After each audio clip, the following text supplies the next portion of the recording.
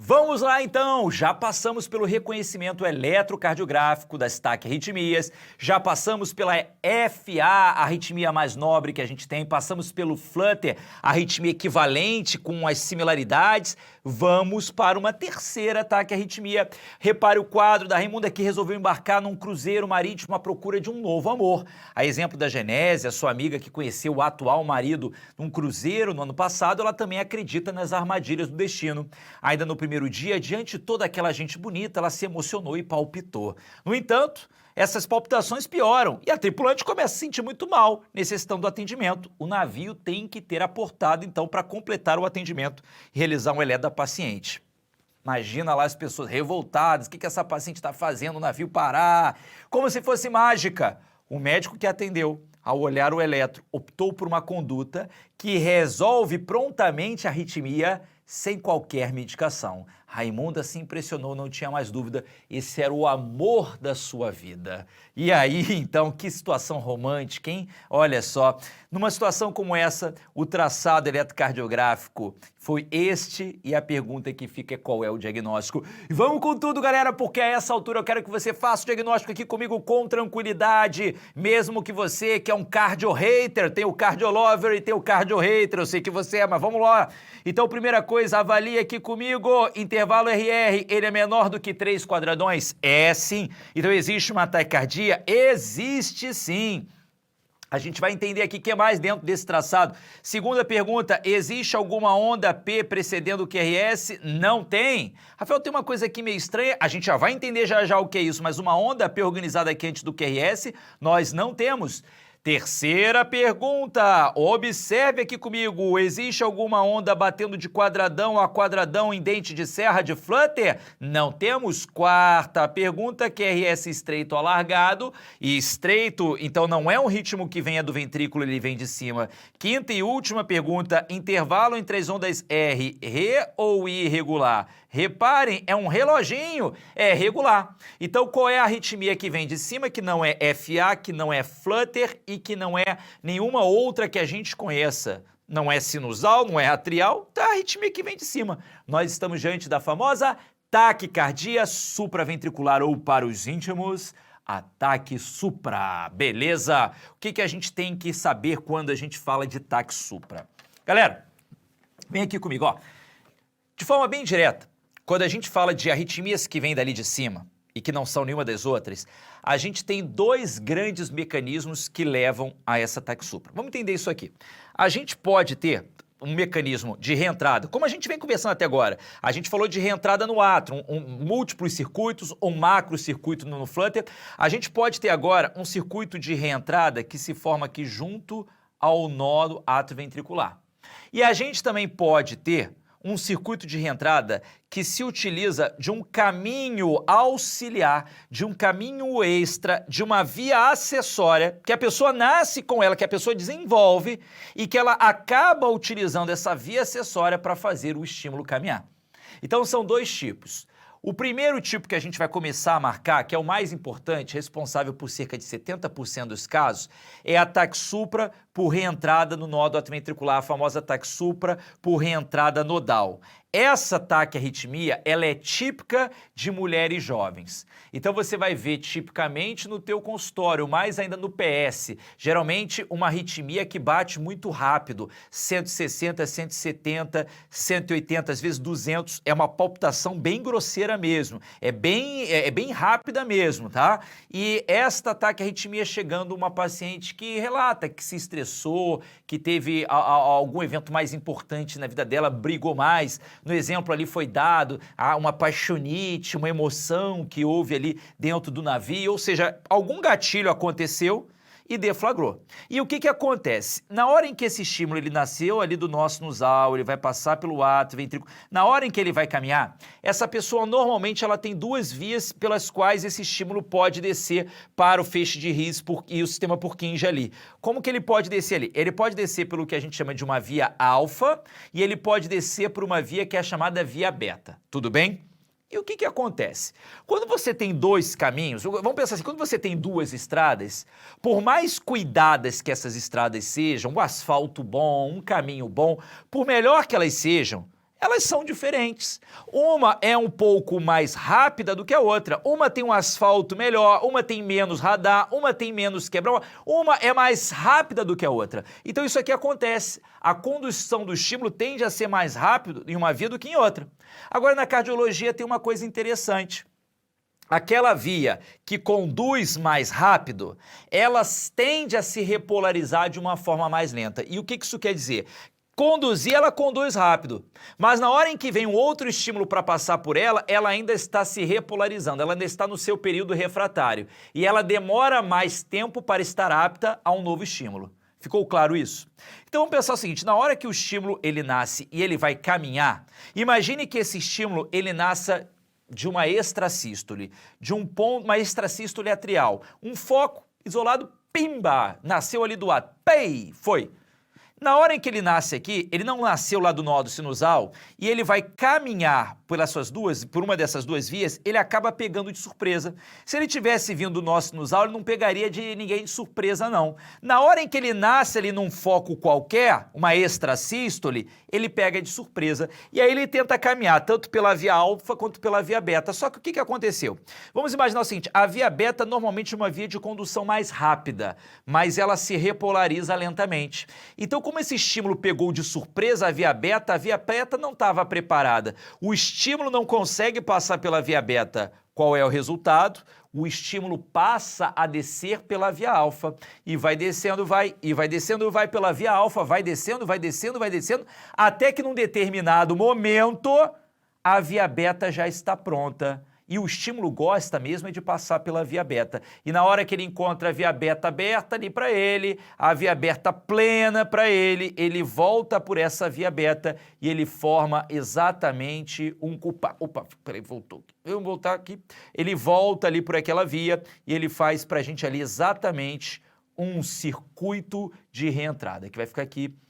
Reentrada, e a gente já conversou, toda vez que um circuito de reentrada ele passa a se despolarizar numa frequência maior do que a do nó sinusal, ele passa a comandar, e é assim que ele faz, ele passa a se despolarizar 160, 170, 180 vezes, nó sinusal, beijo, foi você, fica para trás, eu que mando aqui agora. Esse é o resultado. Então, o primeiro tipo de TAC supra que eu queria que você entendesse é o TAC supra por reentrada nodal. Rafael, então se eu pegar de alguma maneira e interromper, de repente colocar uma pedra no meio do caminho, interrompo esse circuito, o paciente ele pode ter revertida essa TAC supra? Sim, perfeitamente, isso pode acontecer. Pode sim. E só para aproveitar aqui e já marcar um detalhe bem interessante, recordo que ele está aqui, tá vendo? Então, quando o estímulo ele vai para cá, ele desce para o ventrículo, tudo bem? Mas ele rapidinho sobe e vai para o átrio. Então é um estímulo que desce para o ventrículo, ele está aqui, ele veio e desce para o ventrículo, mas ao mesmo tempo ele já está pegando aqui e subindo para o átrio. Então ele desce para o ventrículo, para o átrio, ventrículo para o átrio, ventrículo para o átrio, ventrículo para o átrio. Guarda esse detalhe, guarda essa informação, porque isso aqui vai ser importante já já. Mas ficou claro isso? Beleza. Segundo mecanismo que tem, que aí é numa importância um pouco menor, 20%, 30%, é a TAC supra por reentrada na via acessória, que normalmente é típico das crianças, pode acontecer num adulto mais jovem, um adolescente, claro, típico das crianças, então cai às vezes na prova de pediatria, eles gostam muito. E essa pessoa, ela nasceu com a via acessória. O que é uma via acessória? A gente tem o caminho tradicional, o caminho certo de passar do átrio para o ventrículo, sendo o nó do átrio ventricular. A via acessória é um caminho acessório, um caminho extra, uma estrada por fora que permite também o estímulo passar do átrio para o ventrículo. Ok isso?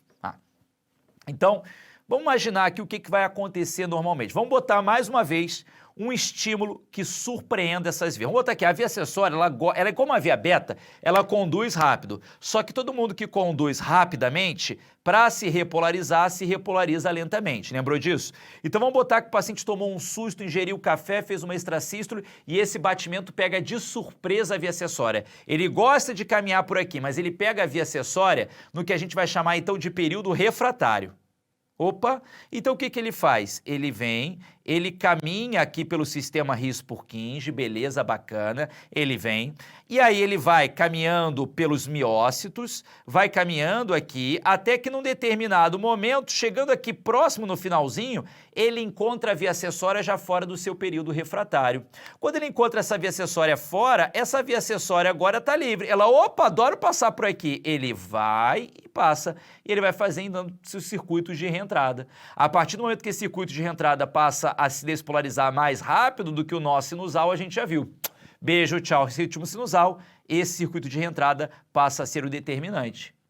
E aí, olha só que interessante para você marcar comigo, olha só o que vai acontecer. Esse estímulo ele vai pegar e vai descer para o ventrículo.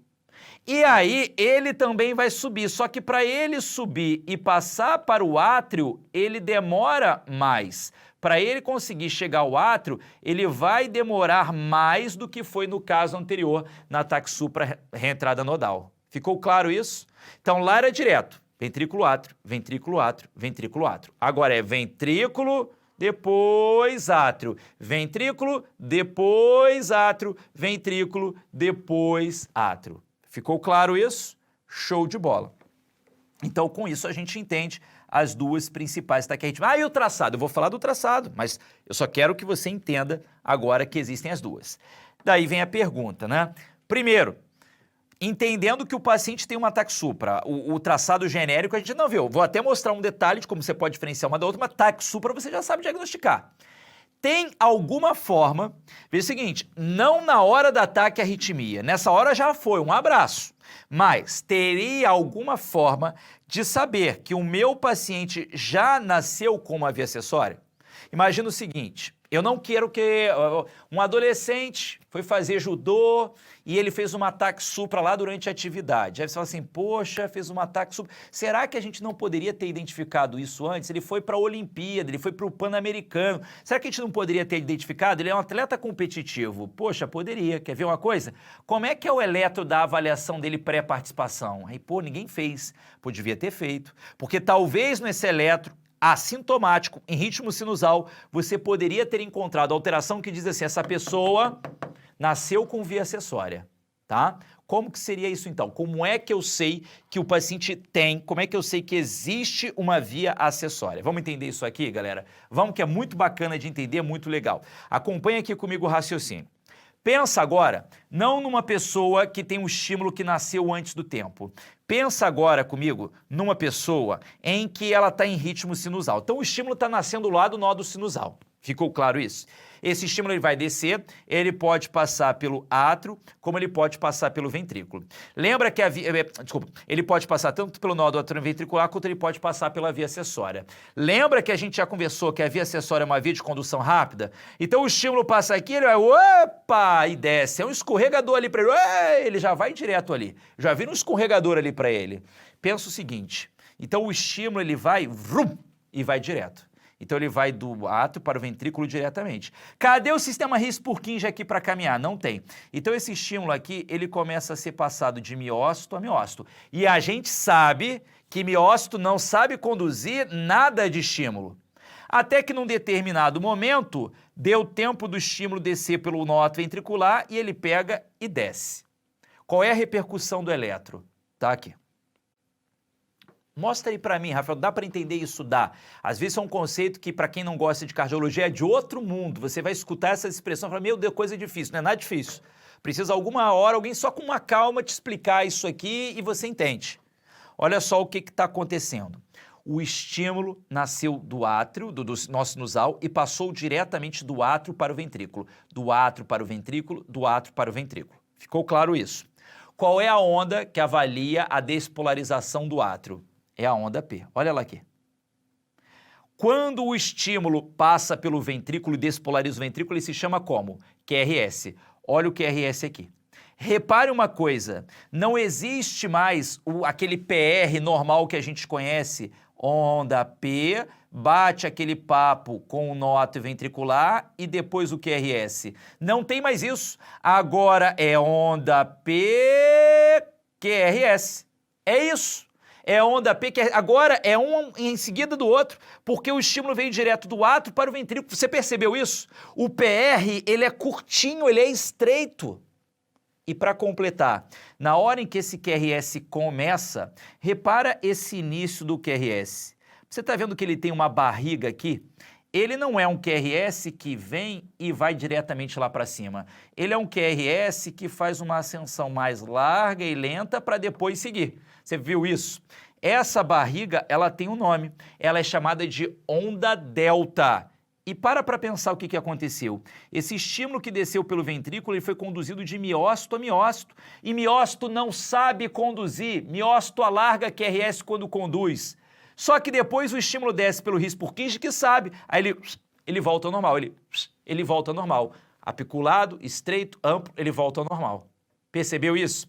Então a gente vai marcar o seguinte. Toda vez que em ritmo sinusal a gente tem a combinação de um intervalo PR curto com a onda delta, que é essa barriga do QRS, você vai dizer que esta pessoa nasceu com uma via acessória. Ela naturalmente vai fazer taquiarritmias usando essa via acessória? Não disse isso. Pode ser que sim, pode ser que não. Tem alguns que vão fazer um ataque supra, tem outros que não vão fazer. Beleza, mas que pode fazer, pode. Então a gente vai dizer que essa pessoa tem a possibilidade de fazer uma excitação do ventrículo antes do tempo normal. A gente vai dizer que essa pessoa tem então uma síndrome de pré-excitação ventricular. Quer dizer que ela faça taquiarritmias de rotina? Não. Pode ser que sim, pode ser que não. Mas o risco ela tem. Agora, se esta pessoa começa a fazer um ataque supra, se essa pessoa começa a fazer um ataque arritmia utilizando essa via acessória, esta pessoa passa a desenvolver a arritmia que tem o nome talvez mais famoso da cardiologia e que menos pessoas entendem de fato o que é, e que você vai entender agora e não vai esquecer mais. A pessoa que nasce com uma via acessória e faz TAC supra utilizando essa via acessória, a gente passa a dar um nome bonito relacionado às pessoas que foram relacionadas também à descrição do evento, que é a síndrome de Wolff-Parkinson-White. Então muita gente confunde o WPW, a Wolff-Parkinson-White, não é simplesmente a presença de uma via acessória, não é.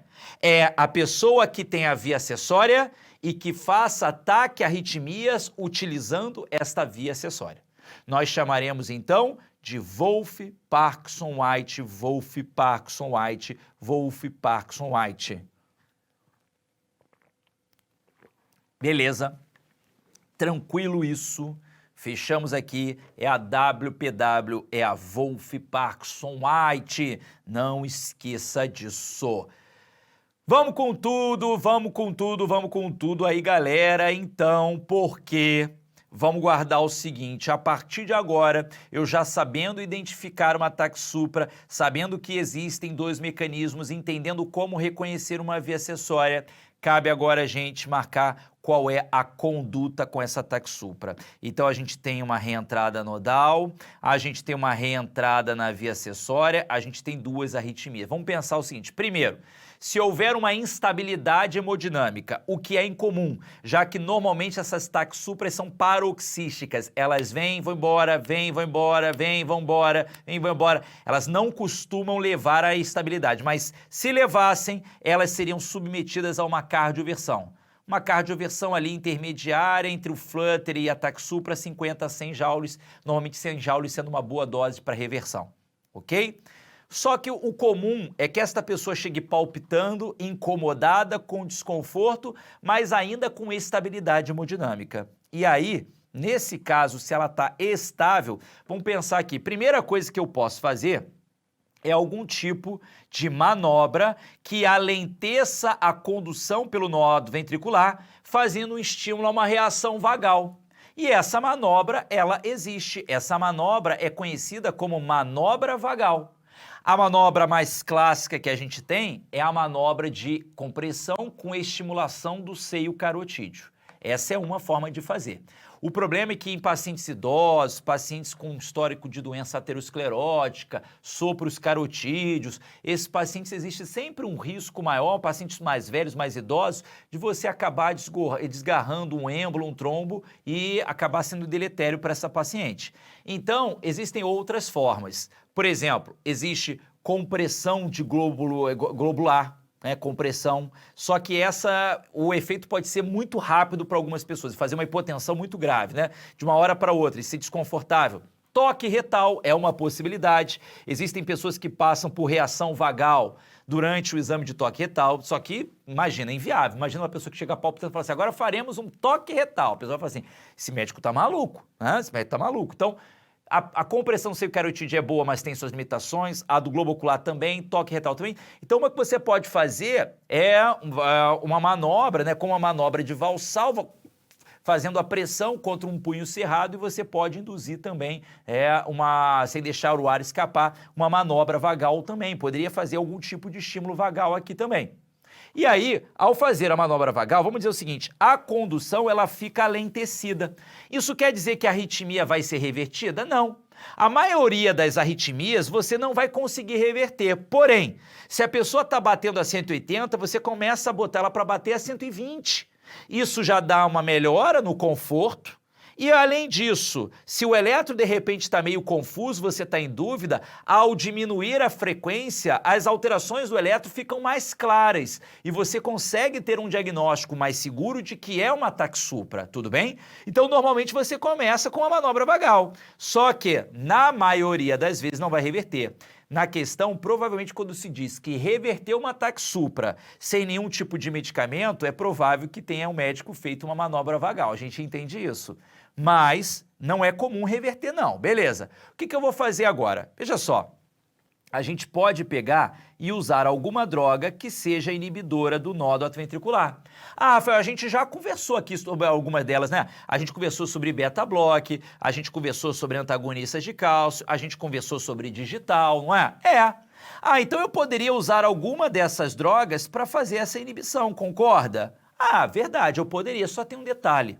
Essas drogas, todas elas têm algum tipo de efeito adverso. Por exemplo, o beta-bloque a gente sabe, disfunção miocárdica dependendo da dose, ainda mais se usando intravenosa, broncoespasmo, né? A gente sabe que existem problemas da mesma forma, disfunção cardíaca também com antagonista de cálcio, a intoxicação de tais, a gente sabe que existe. Então, será que existe alguma opção, como esse é um circuito pequenininho, que se eu pegar e for lá no nódo ventricular, inibir, botar uma pedra rapidinho ali, eu consigo inibir, será que existe alguma droga de meia-vida muito curta, de tempo de ação curtíssimo, que vai lá, bloqueia aquele circuito e resolve? Será que existe?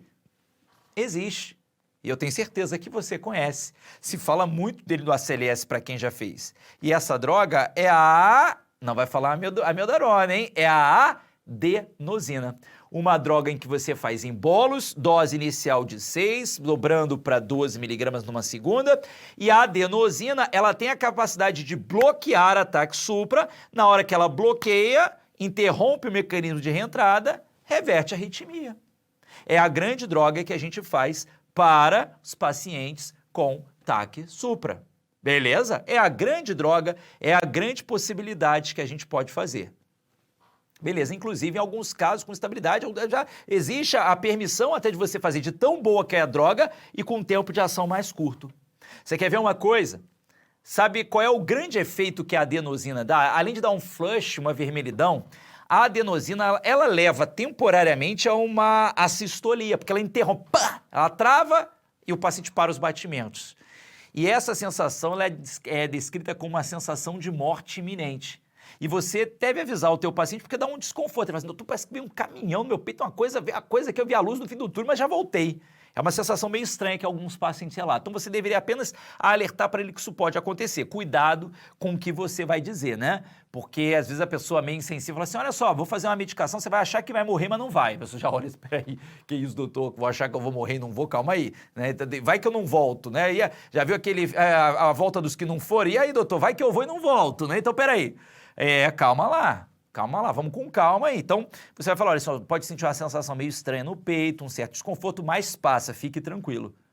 E beleza, e você também tem que ficar tranquilo, você pode ver ali uma certa astoria, daqui a pouco vai voltar. Droga com ação muito, muito curta, ok? O que vai acontecer? Muitas pessoas não vão ter mais. Você abortou aquele evento, ela não vai ter mais. Caso esta pessoa ela volte a ter, mais uma vez, a gente até poderia usar uma droga como profilaxia. Só que geralmente são pessoas jovens com um circuito de fácil localização e que você consegue queimar mais fácil. É diferente de uma ablação da FA. Então, por isso, normalmente você até pode usar medicação, mas quase sempre a profilaxia ela é feita. Se aquilo incomoda, se aquilo é recorrente para paciente, você faz a profilaxia ablando, queimando, destruindo por radiofrequência. Show de bola! Guardamos isso aí. Tranquilo, galera. Então, só um detalhe, porque eu volto ao traçado e eu digo a você que a gente fez a análise e a gente chegou à conclusão de que se tratava de uma TAC supra. Que lindo, TAC supra era o nosso diagnóstico. Tá. Mas agora eu te pergunto, de acordo com o que a gente conversou, normalmente você nem precisa desse refinamento para a prova, tá? Mas eu quero te dar esse refinamento, eu quero aproveitar, ainda mais você que está até agora acompanhando comigo, você merece escutar isso aqui, porque é importante, é interessante, é bacana, é um refinamento que você ganha. Essa TAC supra é uma TAC supra por reentrada na via acessória ou é uma TAC supra por reentrada nodal? Você consegue me dizer isso? Então, repare aqui uma coisa, a gente está vendo aqui, deixa eu apagar aqui, a gente está vendo aqui ausência de onda P, a gente vê um QRS, a gente está vendo a onda T de tatu, mas a gente está vendo uma ondinha meio estranha aqui. É como se fosse, aqui botar em verde foi mais fácil, ó. É como se fosse uma onda P, só que tem um detalhe, ela está vindo depois do ventrículo e ela está vindo de cabeça para baixo. Beleza, a gente vai chamar essa aqui de onda P', tá certo? Onda P'. O que eu quero que você entenda comigo? Quando a gente tem aquele circuito de reentrada, que a gente sabe que está passando lá pelo nosso ventrículo, a gente viu que ele pode ser aqui, no nó sinusal, e a gente viu que ele pode ser aqui utilizando a via acessória, não era assim? Quando ele utilizava o nó sinusal, ele era aquele circuito pequenininho, que dava um que ia para o ventrículo e outro que ia para o átrio ao mesmo tempo. Quando ele passava pela via acessória, ele era maior. Então, ele tinha um estímulo que ia para o ventrículo e depois de um tempo ele subia para o átrio. O que eu quero que você marque comigo é o seguinte, quando o mecanismo é por reentrada nodal, você estimula ventrículo, átrio, ventrículo, átrio, ventrículo, átrio, ventrículo, átrio ao mesmo tempo. Então, a onda que despolariza o átrio, ela fica junto com a que despolariza o ventrículo. Ela fica aqui no meio e você não vê. E caso você encontrasse, você encontraria uma P de cabeça para baixo. Você encontraria uma P de cabeça para baixo porque ela ativa o átrio de baixo para cima e o normal da P é de baixo para cima. O normal da P é você ativar de cima para baixo, do nó sinusal aqui para baixo. Então é de cima para baixo, de cima para baixo. Aqui não. Aqui você está fazendo um estímulo que é de baixo para cima, de baixo para cima, de baixo para cima. Então a onda P ela inverte, ela fica ao contrário. Só que você normalmente não vê. Por quê? Porque a despolarização do átrio é junto com a do ventrículo. Cai junto. Porém, quando é por reentrada na via acessória, primeiro despolariza o ventrículo e depois você enxerga a onda P. Despolariza o ventrículo e depois a onda P é como se ela caminhasse para frente um pouquinho mais. É como se ela se desgarrasse do ventrículo. Então a gente vai caracterizar o seguinte, a reentrada que utiliza esta via acessória, o tempo que desce do ventrículo é diferente para o do átrio. Então você vai ter uma onda P' que cai depois do QRS, que se separa do QRS. E isso a gente pode medir como o intervalo RP' maior do que 70 milissegundos. A gente está vendo aqui que pelo menos 2 quadradinhos tem. Então você vai ver uma RP' por mais de 70 milissegundos. É aquela que desgarra. Se você encontra isso, isso é uma reentrada na via acessória. Ficou claro isso? Tranquilo. Então, o diagnóstico do eletro, TAC supra por reentrada na via acessória. Qual foi a medida mágica que o médico adotou para tentar abortar ataque supra, manobra vagal? A maioria reverte? Não. Os casos falam de 20 a 25% de reversão, a maioria não reverte. Qual que é a grande droga que ele deveria ter feito se não tivesse obtido sucesso? A adenosina em bolos, de 6 mudando para 12 miligramas numa segunda dose. E aí vem a terceira pergunta. Supondo que o eletro de base fosse esse que eu te mostro agora, qual seria o diagnóstico? E aí, hein?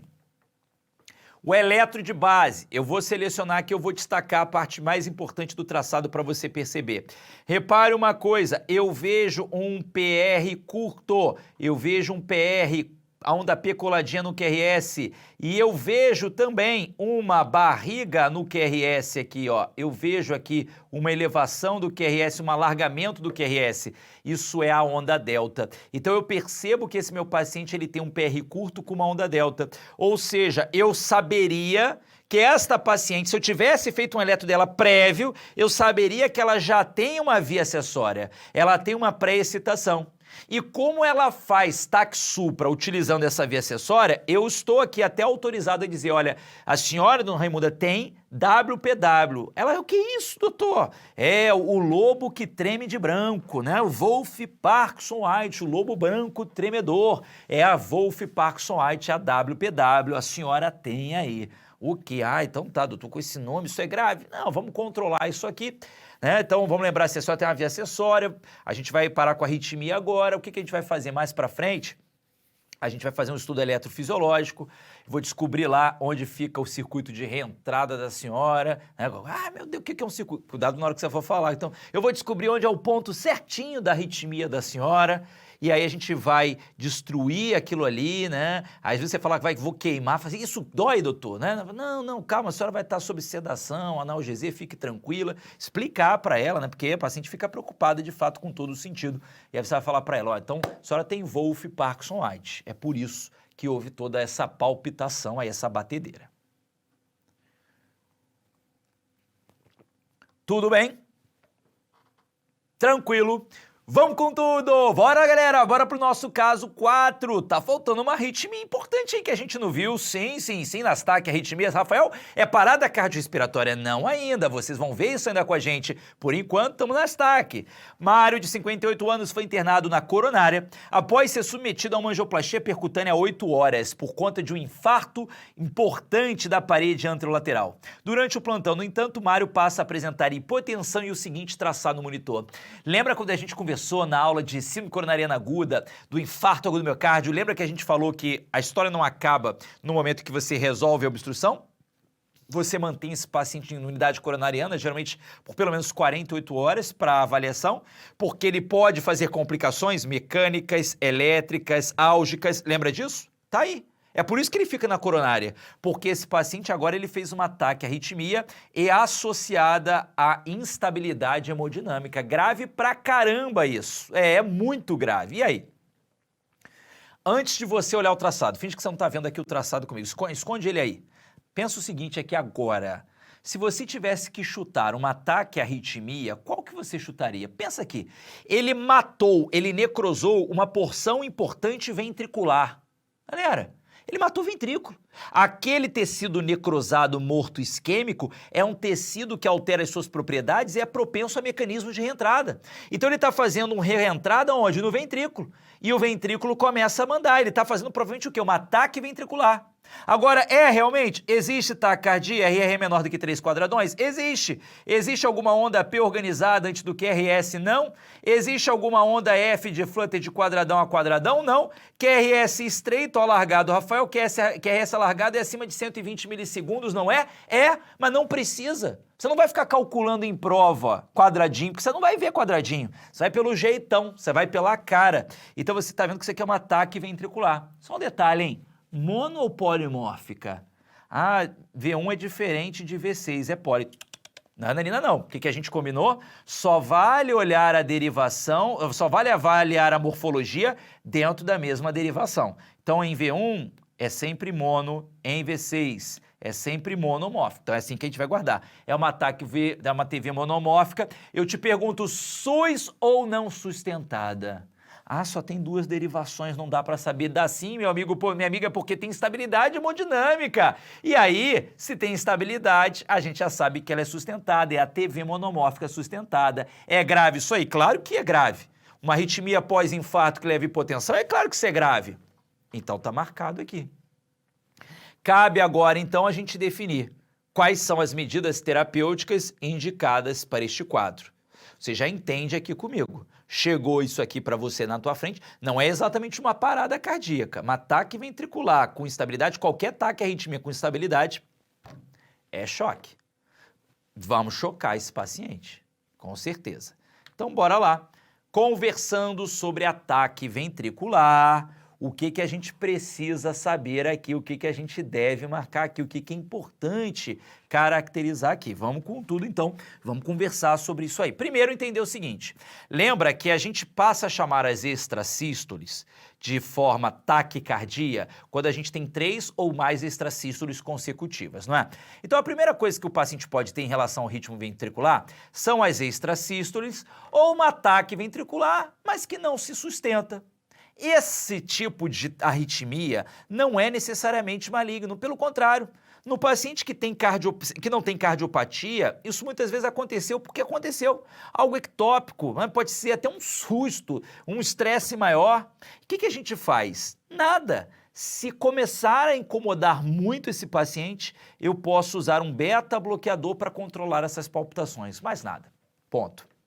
Agora, se de repente isso acontece num paciente que tem uma cardiopatia, uma doença de Chagas, um infarto mais antigo, aí a gente tem que pensar o seguinte, peraí, beleza, essa arritmia, convenhamos, não é uma arritmia grave, mas será que da mesma forma que ele fez essa arritmia, será que ele não pode fazer outras mais graves? Aí você fica aqui com aquilo na cabeça, pode, é verdade, pode sim, não tem como garantir não. Então, no paciente que tem uma cardiopatia de base, uma cardiopatia estrutural, esse paciente você vai pegar e vai fazer para ele um Holter, isso, um Holter de 24 horas. E caso haja algum indicativo de alguma outra arritmia mais grave, ele é submetido a um estudo eletrofisiológico. Por quê? O estudo eletrofisiológico não é só para localizar um circuito de reentrada. No estudo eletrofisiológico, você fica dando pequenos estímulos para ver se você consegue gerar arritmias mais graves. Então ele tem um risco, claro que tem. O estudo eletrofisiológico, quando você faz ele em sala, você muitas vezes vai chocar o paciente, vai ter que fazer drogas, porque você acaba induzindo arritmias graves. Não é algo simples, não, de forma nenhuma. Só que o profissional que está ali, ele está amplamente treinado, ninguém entende mais de arritmia do que ele. Então, para ele, isso não é nenhuma grande novidade. Mas qualquer um na situação similar até se assustaria com as várias arritmias que são geradas no estudo eletrofisiológico, beleza? Então essa é a nossa conduta. Agora, o que pode ter mais de ritmo ventricular? Tem uma, que é essa daqui, que leva um nome bem estranho, que é o RIVA, que é o ritmo idioventricular acelerado. Vamos entender isso aqui. A gente vai ver já as bradicardias, e a gente vai ver que toda vez que a gente coloca ídio no nome quer dizer escape. Então, ritmo idioventricular é um ritmo de escape ventricular. O que isso quer dizer? O ventrículo passou a mandar no ritmo. O nó sinusal não está mandando mais. Se o nó sinusal falhasse, quem mandaria depois seria o nó ventricular, também não manda mais. Quem está mandando é o miócito, é o ventrículo. Então você tipicamente vai encontrar um QRS mais alargado. É um ritmo que veio do ventrículo, só que tem um detalhe. Ventrículo não sabe conduzir, então geralmente ele conduz de forma muito vagarosa. Geralmente um paciente que faça um ritmo idioventricular, de escape ventricular, geralmente ele bate numa frequência muito baixa, de bradicardia. Só que aqui o paciente não fica nem tão taque, nem tão brad. Ele fica ali do meio do muro. Por isso que a gente fala que é um ritmo do ventrículo acelerado. Geralmente são pacientes que fazem uma frequência entre 60 a 120, nem tão taque, nem tão brad. É mais rápido do que eu esperava, mas também não é tão baixa quanto eu esperava. É essa a ideia. Então fica ali em cima do muro. E a gente vai guardar que essa é tipicamente uma arritmia de reperfusão. Como assim? Lembra quando eu falei para você que a gente usou um trombolítico num paciente com uma síndrome coronariana aguda e a gente, para saber se o paciente é reperfundido ou não, a gente avaliou se o supra de ST dele encurtou, a gente avaliou se a dor dele melhorou.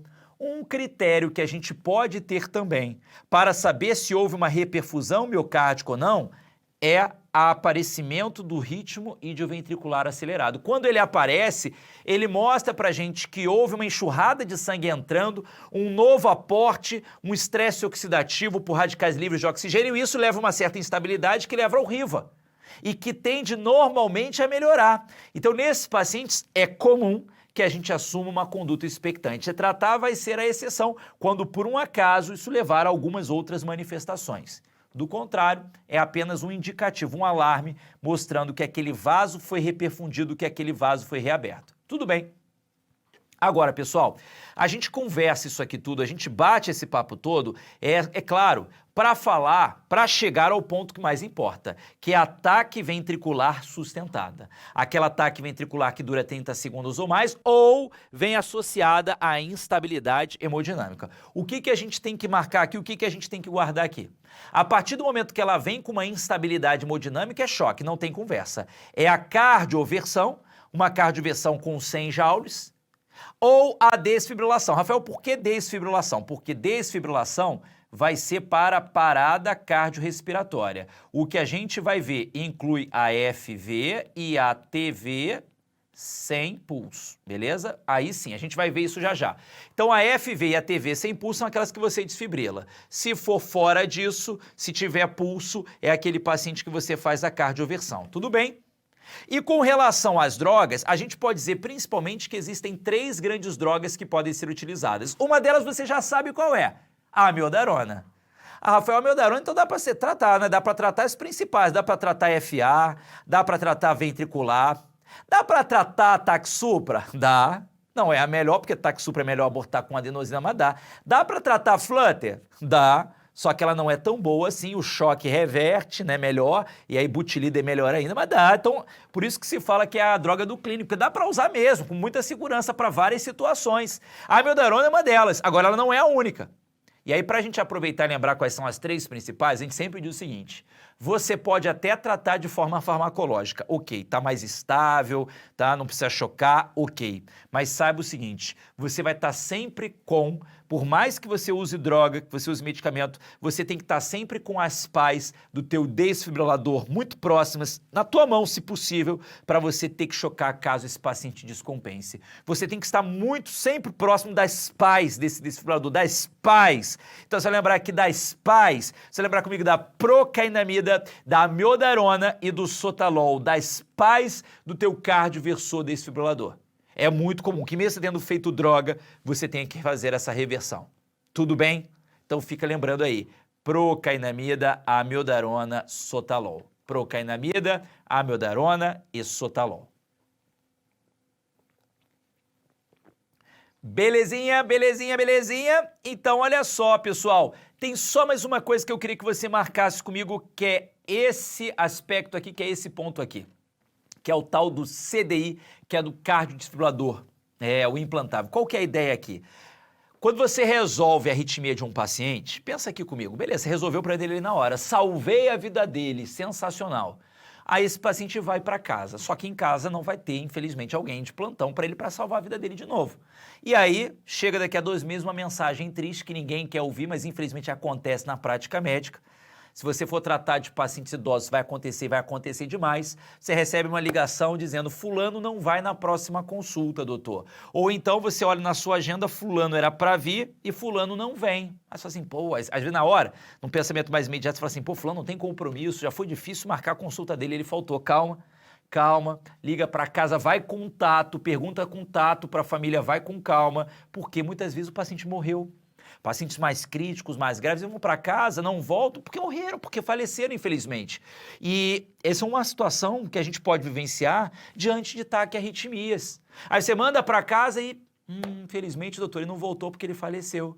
Será que eu poderia ter feito alguma coisa? Poderia. Eu poderia ter colocado nesse meu paciente um cardioversor, um cardiodesfibrilador implantável.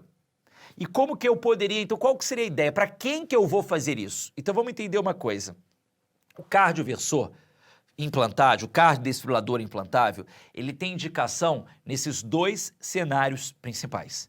Aquele paciente que, por conta daquela taquiarritmia, ele chegou a fazer uma instabilidade hemodinâmica, hipotensão, síncope, né? A gente vai pensar aqui em dor torácica, congestão pulmonar, ou até mesmo vamos pensar em hipotensão com parada, ou então a taquiarritmia dele aconteceu num contexto em que ele tem muito ventrículo doente. E tendo muito ventrículo doente, muito ventrículo fibrosado, a fração de ejeção dele é baixa. Então, pacientes com fração de ejeção abaixo de 30% a 40%, principalmente aqueles com fração abaixo de 30%. Combinado isso aí? Tranquilo, tranquilo, tranquilo. Show de bola, lembrado isso, na nossa questão, então a gente já sabe que é uma ataque ventricular monomórfica, se ela é sustentada e tem instabilidade hemodinâmica, o que eu faço? Instabilidade com hipotensão é igual a cardioversão elétrica e medidas de suporte. Suporte porque comumente esse paciente, ele precisa, por exemplo, de uma abertura de vias aéreas, de uma oxigenoterapia, muitas vezes uma intubação orotraqueal para garantir vias aéreas pérvias, ele rebaixa a consciência, não protege mais. Então é importante guardar isso aqui.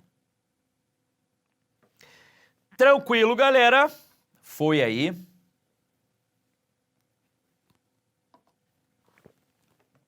Vamos com tudo, então. Vamos para o nosso último caso.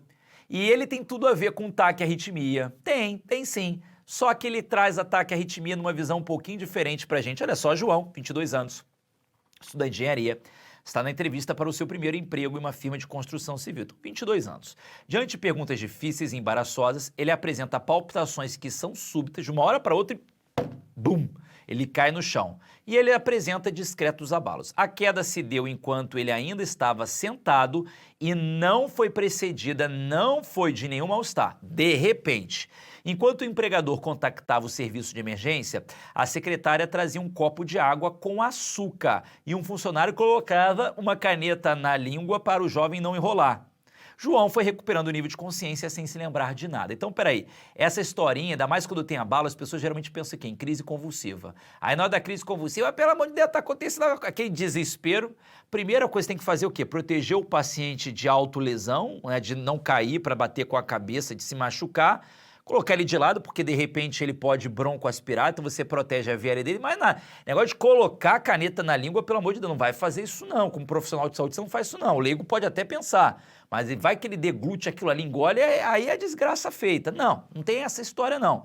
Então bota ele lá quietinho, daqui a pouco ele tende a recobrar. Só que isso aqui não é uma crise convulsiva. Uma crise convulsiva, ela tende a ser mais precedida, né, por auras.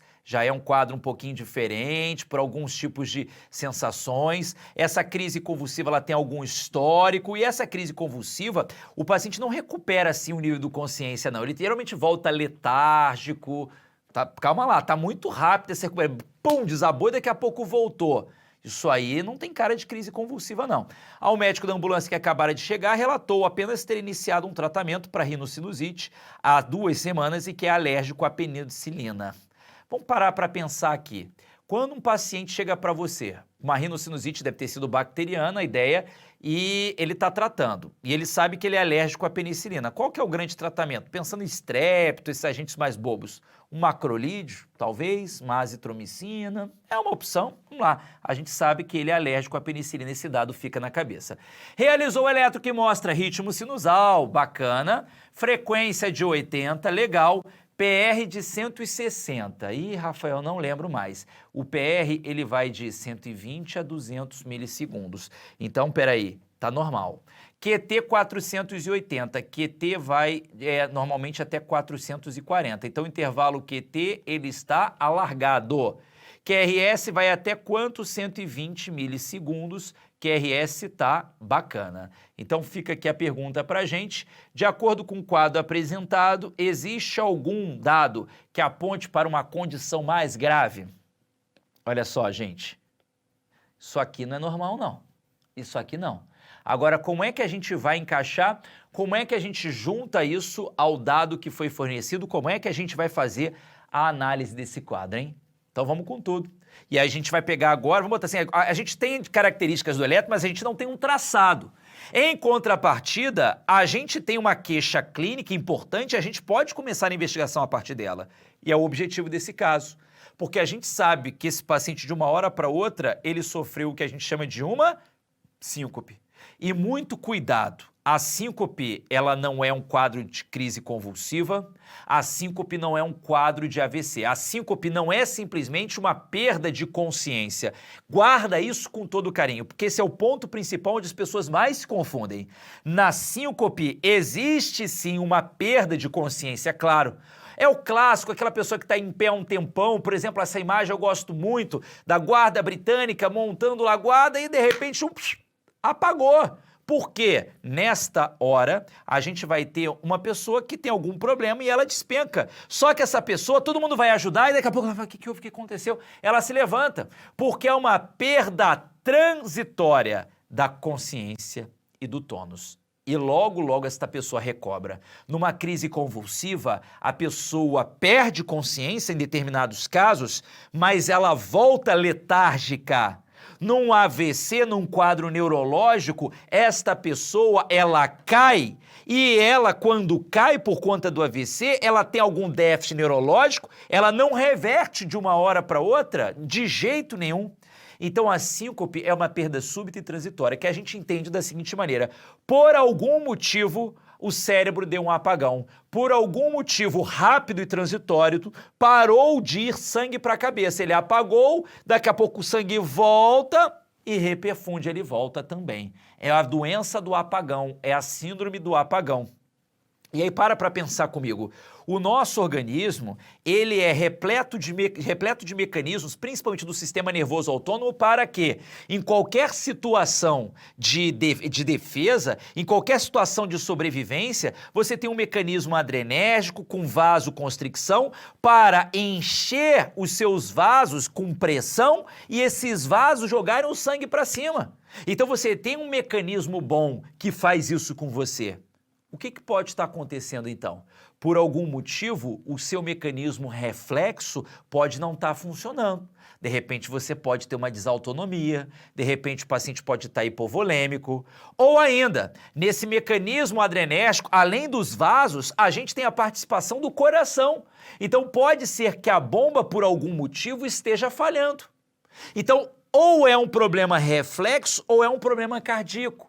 Daqui você entende comigo o principal conceito que eu queria que você pegasse aqui no início, que as pessoas erram muito na prática. O grande diagnóstico diferencial de uma síncope não é do neurologista. Um AVC, uma crise convulsiva, não faz uma perda transitória da consciência como a síncope faz. Não é isso. Não adianta você querer pedir estudos neurológicos. Ah, fez uma síncope TC. Não adianta, não é essa a avaliação. O grande diagnóstico diferencial é do cardiologista. Quem escreve as diretrizes de síncope são os cardiologistas. A cardio é quem faz, não é à toa que está nesse bloco, não foi para o bloco de neuro. Então, a abordagem inicial não é do ponto de vista neurológico, a abordagem inicial é do ponto de vista cardiológico. Então, quando a gente pensar na abordagem inicial, a gente vai avaliar a história, a gente vai avaliar, já aconteceu isso antes, tem algum problema no coração, usa algum medicamento, alguém na família já teve.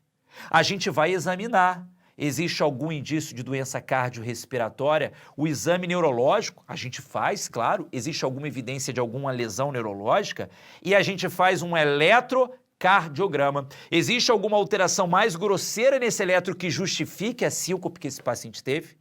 Mas não é uma investigação baseada na TC. Ficou claro? É história, exame e eletro. História, exame e eletro. E a partir daí, com base nesses dados, a gente tenta entender a qual grupo de síncope o nosso paciente pertence. Então, a síncope, vamos colocar aqui, mais comum é a chamada síncope reflexa. É aquela síncope em que o mecanismo reflexo autonômico, ele tem alguma falha e o organismo não consegue bombear sangue para a cabeça de alguma maneira. Também conhecida como síncope neurocardiogênica, também conhecida como síncope vasovagal, porque é muito importante nesses pacientes uma resposta deflagrada vagal parasimpática com hipotensão, bradicardia. Isso é interessante, isso é importante que a gente guarde. Além da síncope reflexa, às vezes o sistema nervoso até está funcionando bem, mas esse paciente está faltando volume para ele. E eu detecto isso quando ele se eleva, o que é muito comum, que pode aparecer, às vezes em alguns pacientes idosos, desidratados, que é a chamada hipotensão ortostática ou hipotensão postural. Vamos colocar assim, geralmente são duas situações mais benignas. Algumas pessoas, alguns autores até colocam num grupo junto, numa dupla que mais combinada. Além dessas duas, pode ser eventualmente, eu falei para você que não é uma grande questão, mas nada impede eventualmente de ser um quadro neurológico também, né? Vou mostrar, mas vou conversar, pode ser uma obstrução carotídea bilateral, parcial, que aí faltou sangue para os dois lados, a cabeça pum, apagou, daqui a pouco volta, pode acontecer. Mas o principal é a síncope de origem cardíaca. Esses são os 4 grandes grupos que representam as causas de síncope. A mais comum é a reflexa, a mais grave e que mais nos preocupa é a cardíaca. Ficou claro isso? Vamos embora então? O que eu quero aqui então? Quero pegar agora, para a gente fechar e responder esse caso, entender qual é aquele que encaixa melhor, destrinchar um pouquinho mais. Por exemplo, pegando a síncope reflexa. O que a gente vai gravar aqui?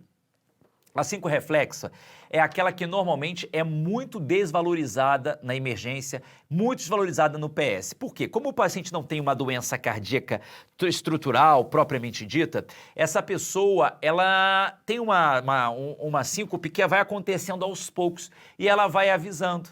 Ela fala assim, gente, o que está acontecendo aqui? Acontece às vezes numa situação de estresse, muito tempo, e ela fala, o que está acontecendo aqui? Estou passando mal. A minha vista está ficando meio escura. Isso acontece muitas vezes com pacientes jovens. E aí essa pessoa começa a passar mal, fica nauseada, a vista escurece. Aí ela, eu vou cair, eu vou meio desmaiar. Gente, me segura aqui, eu vou desmaiar. E aí ela cai. Tem gente que diz o seguinte, se fosse sério, caía logo. Se fosse sério, não avisava. Por isso que essa pessoa normalmente é desvalorizada. Ela tem os chamados sintomas pré-sincopais. Sudorese, ela fala que está suando frio, náuseas. Essa pessoa ela pode sofrer por isso e deflagrar uma resposta vagal, por exemplo, por diversos motivos. Pode ser a chamada síncope situacional, num evento em que ela sente muita dor.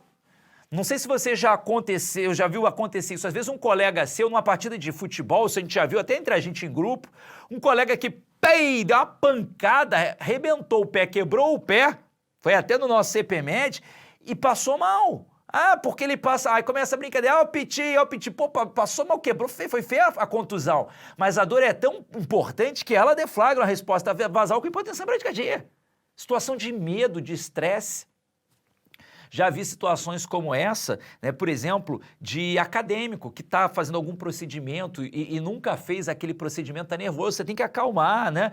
A gente sabe, às vezes tem aquele residente mala pra caramba que está tentando papar teu procedimento, está querendo levar, e fica aí, vambora, meu filho, e aí, conseguiu? Não, vou entrar, hein? Aí naquela tensão, tem pessoas que são mais propensas, que são mais suscetíveis a esse tipo de acontecimento. O sistema nervoso dela autônomo trabalha diferente.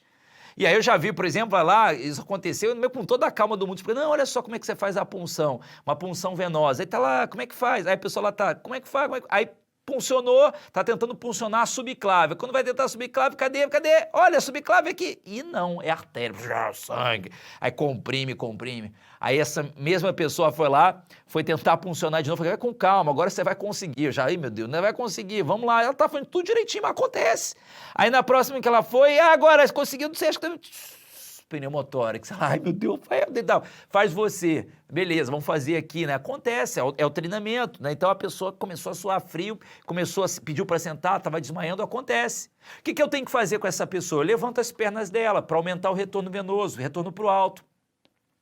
Quando isso passa a ser um evento que começa a incomodar bastante, eventualmente algumas pessoas, você pode usar drogas como a fludrocortisona, que é um corticoide de ação, mineralo, um fluorinef da vida, retém sódio de água, aumentando a volemia, você pode melhorar para esses pacientes. E existem várias outras opções, aí tem gente que fala em possível efeito de antidepressivo, impossível efeito de alguns beta-bloqueadores que poderiam proteger também, porque ela fica muito taquicárdica, o coração passa a bater vazio, e geraria uma resposta vagal? São opções que a gente pode ter aí. Os principais, perna para o alto, uma fludrocortisona.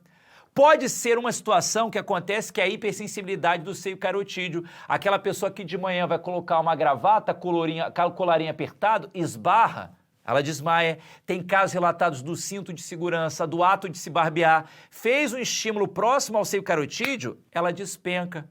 Alguns pacientes, inclusive, chegam a ter que colocar um marca-passo. Olha isso, olha a situação. Pois é. Fora isso, a gente tem a síncope ortostática, que acontece por um problema postural, ou seja, a pessoa se levanta, assume a ortostase e aí esta pessoa passa a ter uma queda da pressão. Lembra que quando a gente se levanta, nós que somos bípedes, desenvolvemos um sistema em que os vasos se contraem, o volume é empurrado para cima e o sangue chega à nossa cabeça. Essas pessoas não.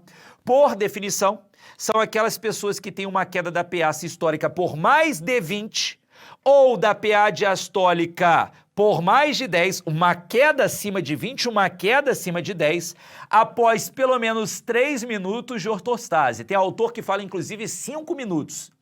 Isso é importante, porque às vezes você fala assim no ambulatório, e aí, ainda mais com o residente, naquela correria, tá doido para ir embora, para sair mais cedo. Aí você fala assim, pesquisou hipotensão ortostática? Não, pesquisei. A pessoa fez igual a cara dela. Fala assim, senhor, levanta aqui rapidinho, deixa eu ver. Aí levanta, esfígio. Ah, não, tá boa. Não, peraí. Esperou os 3 minutos em posição ortostática? Conta no relógio, vai conversando com ele. Cuidado, vai se surpreender que muitas vezes você vai encontrar o paciente aqui, né? Esperando um pouquinho mais. E aí, nesse caso, pode ser uma pessoa que tem hipovolemia, pode ser uma pessoa que usa medicamentos antihipertensivos, vasodilatadores, pode ser pacientes que tenham doenças do sistema nervoso autônomo. Beleza. O que eu faço? Fludrocortisona para aumentar a volemia.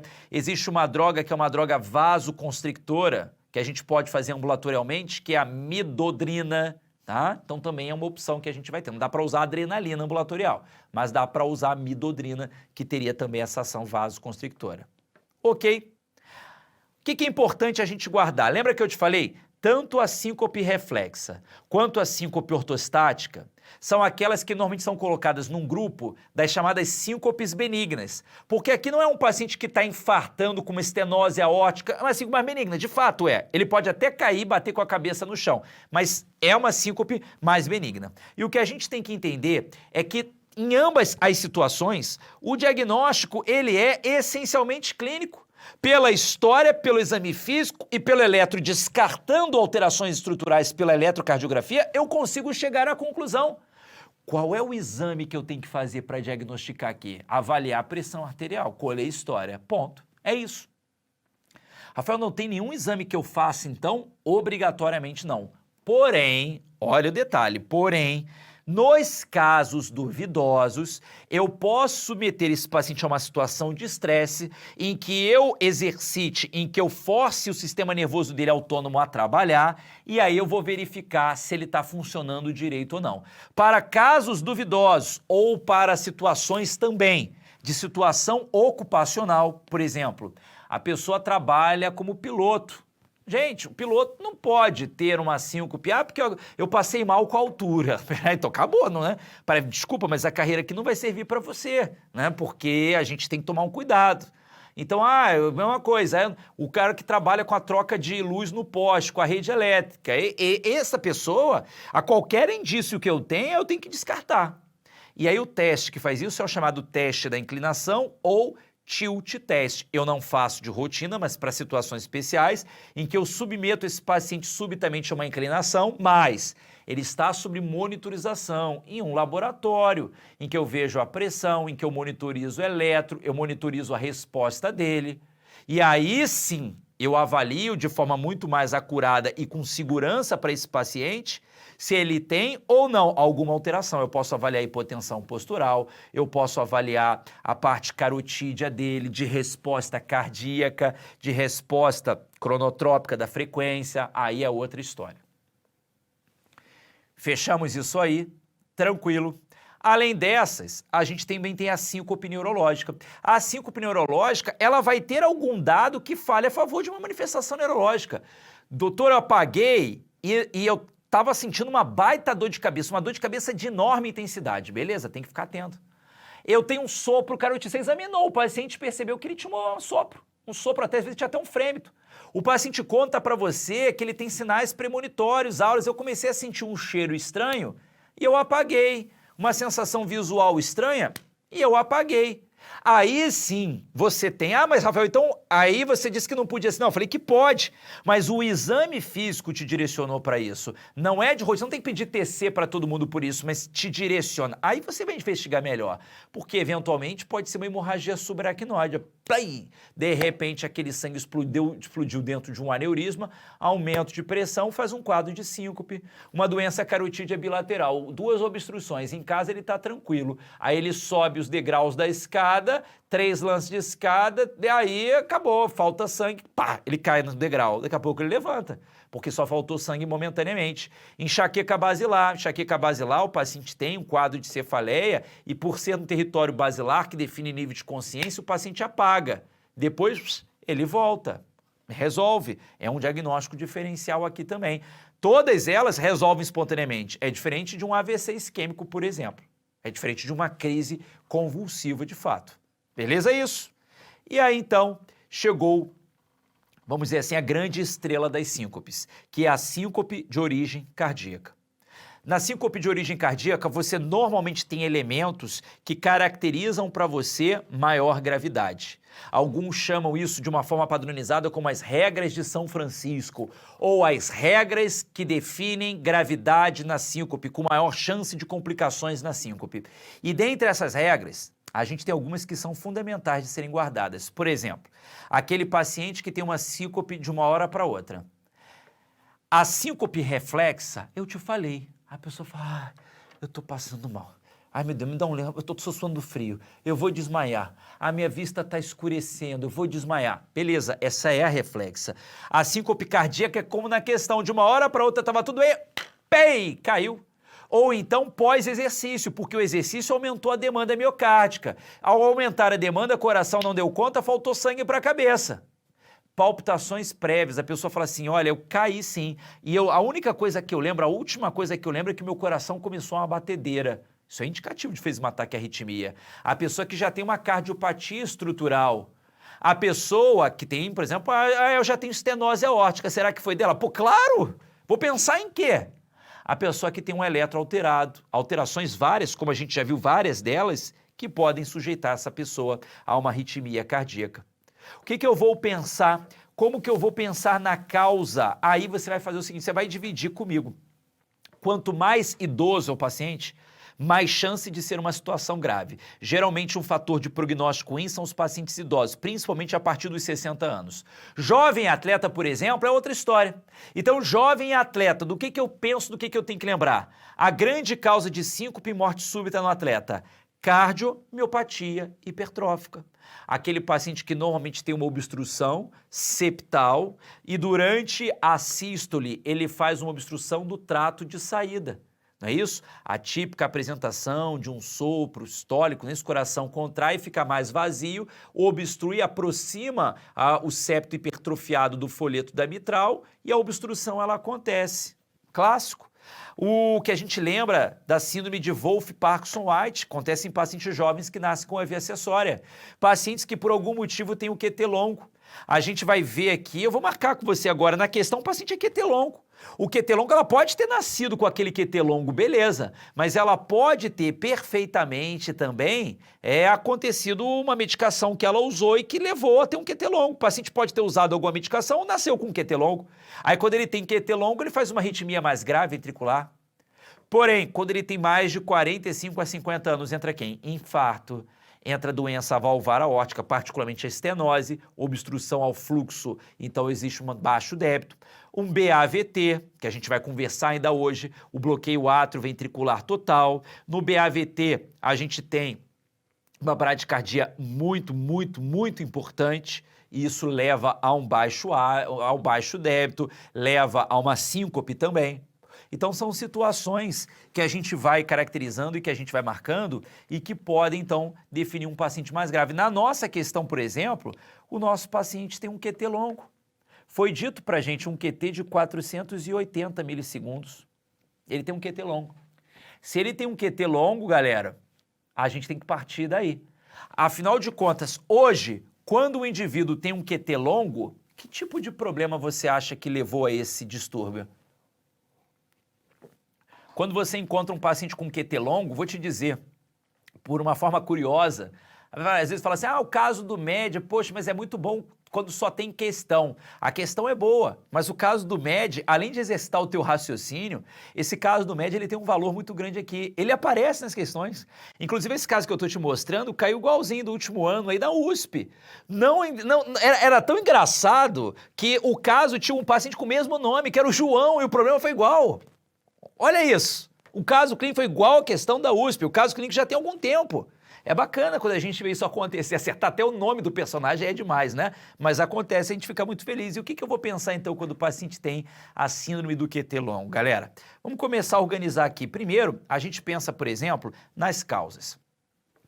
Eu converso muito isso na aula do R+, eu converso muito isso para quem é R3, porque o bem ou mal já é um conceito mais avançado, mas as provas estão ficando tão elaboradas que já há algum tempo eu venho conversando também no acesso direto.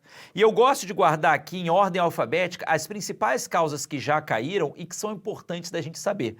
Por exemplo, um ABCD, aqui E, para a gente lembrar. O A para a gente lembrar dos agrotóxicos, os inseticidas. Já tivemos questão de paciente da área rural que tinha intervalo QT longo. Qual era a questão, qual era a causa? O uso de inseticidas. A gente vai ter aqui o B, para lembrar do BAVT. Olha só que coisa interessante. No BAVT, o paciente faz uma bradicardia. Se ele faz uma bradicardia, vamos pensar assim, se a gente tem aquele P, QRS, foi um QRS melhor, P, vem aqui QRS, depois vem a T. Não é isso? Fazer de novo. Por que eu faço uma P tão grande, hein? Fazer assim, ó. P, QRS e AT. Não é isso? Bom, quando o paciente fica bradicárdico, ele fica com tudo mais lento. P, QRS e depois AT. Ou seja, ele alarga o intervalo QT, porque é como se o eletro ficasse mais lerdo. Vamos pensar assim, ele fica mais lento, mais lerdo. Então o BAVT faz isso. O C é de congênito. O paciente ele tem algumas síndromes congênitas, como Jervell-Lange-Nielsen, ou que nome lindo que a cardiologia tem, que esse paciente tem prolongamento do intervalo QT. O paciente, ele pode estar sob efeito de drogas. Dentre as drogas, o que eu queria que você lembrasse sempre? Macrolídeo, azitromicina, clássico, foi a questão da USP. Antipsicótico, haloperidol, já foi questão da Unicamp. Antiarrítmicos, também pode dar. Cloroquina, muito badalada aí em épocas de Covid, né? Droga aí conhecida como antimalárico, utiliza bastante nas doenças reumatológicas. Pode prolongar intervalo QT. É um dos riscos que a gente tem, pois é. Então todas essas são importantes, são várias, a lista é enorme, mas eu selecionei aquelas que eu já vi mais. E quer ver uma coisa interessante? Antiarrítmico é... Aí você fala assim, peraí, Rafael, se antiarrítmicos podem causar arritmia, eu não trato arritmias por conta de QT longo com antiarrítmico? É isso aí que eu queria que você guardasse. Drogas antiarrítmicas podem alargar o intervalo QT e ao alargar o intervalo QT podem fazer arritmia cardíaca. Que coisa doida que é a vida, né? Que coisa doida que é a medicina. É por isso que é uma coisa linda, né? É aquela coisa que se fale. Se você acha que mesmo estudando você ainda pode causar algum dano ao paciente, imagine quanto dano você pode causar se não estudar. Pois é, a gente estuda pra caramba e sempre aprende um pouquinho a cada dia. Mas imagina se não estudar. Aí é que o bicho pega mesmo, né? Aí é que o bicho pega, não vou nem comentar. E o E de eletrólito. Eletrólito, olha que moleza, olha que dica bacana que eu vou passar para você. São os hipos. Hipocalemia, hipomagnesemia, hipocalcemia. Os hipos alargam o QT. Os hipos alargam o intervalo QT. Ficou claro isso aí? Tranquilo. A partir do momento que o intervalo QT ele alarga, como eu já mostrei nesse traçado para vocês, o paciente está propenso a uma taquiarritmia ventricular polimórfica típica, que é a famosa torsade de Points. E aí, pensando na torsade, para a gente fechar, como é que a gente trata, hein? Não é com antiarrítmico, que a gente já viu. Então, algo que a gente é capaz de fazer, que é capaz de fazer uma estabilização e diminuir a incidência desse tipo de eventos mais graves, eu faço e eu consigo tratar essa arritmia é a partir da administração do sulfato de magnésio. Então, torsades é a arritmia que eu não trato com antiarrítmico. É claro que não são todos os casos, mas em alguns eu tenho um paciente que tem uma instabilidade hemodinâmica. Na instabilidade tem que chocar. E nos casos associados a um BAVT, passar um marca-passo.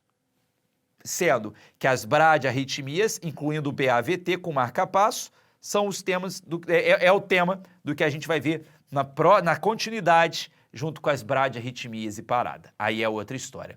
Então, de acordo com o quadro apresentado, tinha dado que apontava para síncope cardíaca, sinais de gravidade? Tinha. O nosso paciente teve síncope súbitas, precedidas de palpitações, e um eletro alterado, que tinha um intervalo QT alargado. Sim. Qual seria a explicação mais provável? Ele tinha um QT longo, ele era alérgico à penicilina. O que ele pode ter usado? Um macrolídeo, ele pode ter usado uma bela de uma azitromicina.